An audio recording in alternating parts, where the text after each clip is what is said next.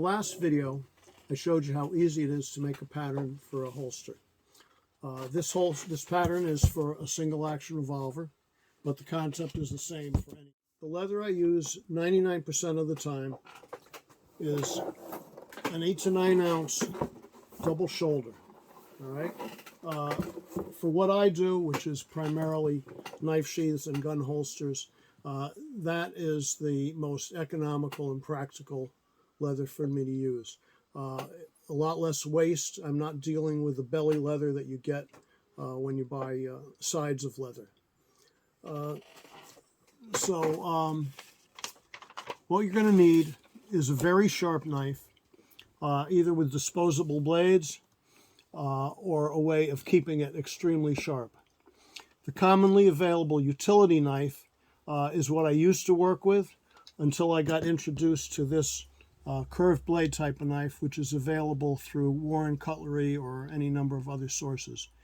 The fine point makes it easier to cut tight curves, but either type will do the job. Okay, one of the things I always do before I start is wherever there's any fat wrinkles on the leather, the punky part, I cut that away so I'm not going to inadvertently end up using that for the product I'm cutting. I've already done that with this piece of leather. I'm going to hold that down with any kind of weight just to make sure that the pattern doesn't shift as I'm tracing it, and go from there. I just start tracing. All right.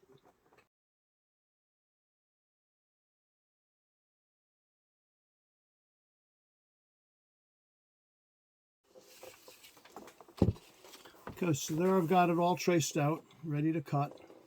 And I'll tell you right off the bat, leather is tough stuff. It's going to take some doing. This is a brand new blade in here, so it's going to go relatively easy in the beginning, but the leather will dull the knife pretty quickly.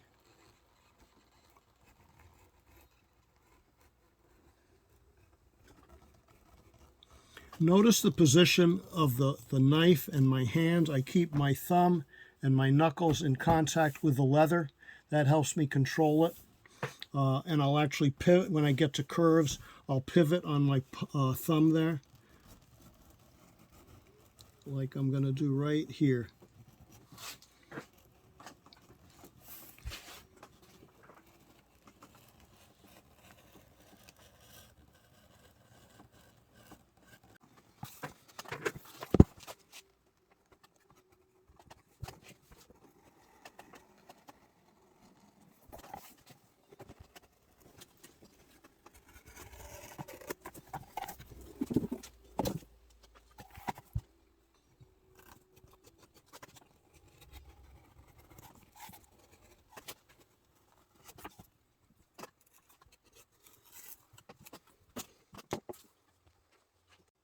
Okay, so now I'm going to bevel the edges, which means I round them.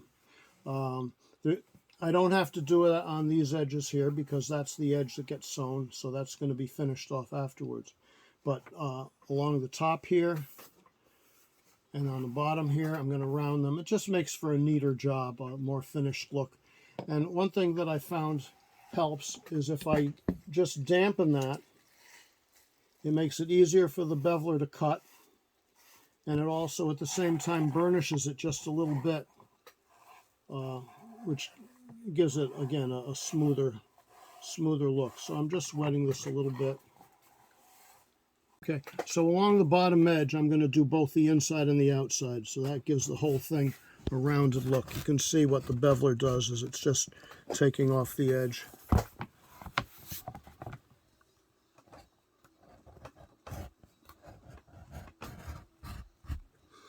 So that's rounded. It's a much neater look than just a square edge. So here, I want the flat part of the leather laying flat against here. So I'm not going to bevel it there, but from about here on down, I will.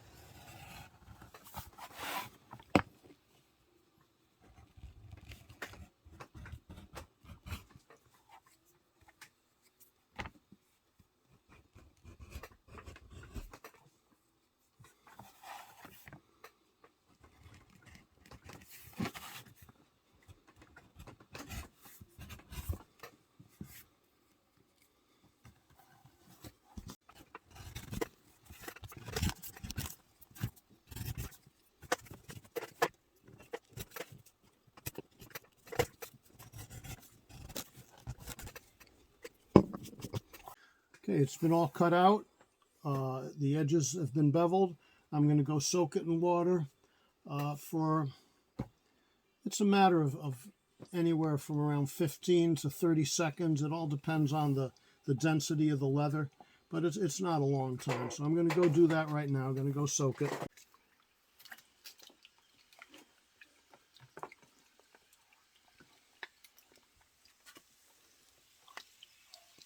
The color of that water is just from leather having been soaked in it. This is nothing but my special blend of hydrogen and oxygen, known as water.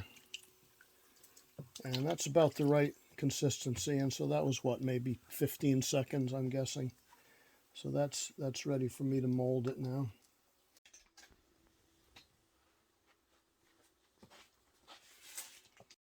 Okay, so a word about molding the leather around either a gun or a knife.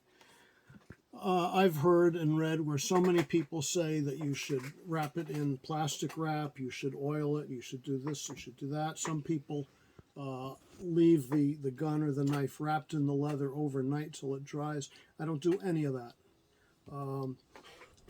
I take it, I mold it. It takes probably about 30 seconds to do all of this. I do most of it with my thumbs.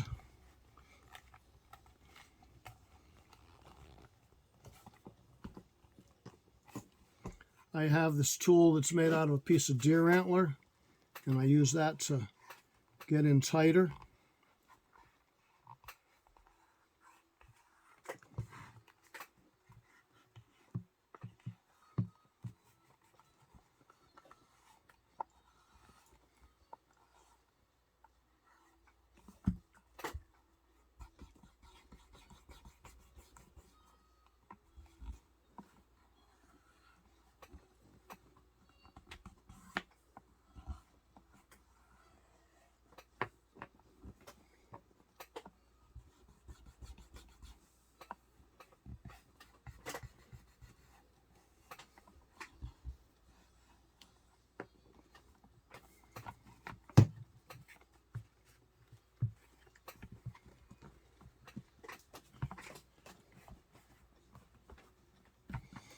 And that's about it.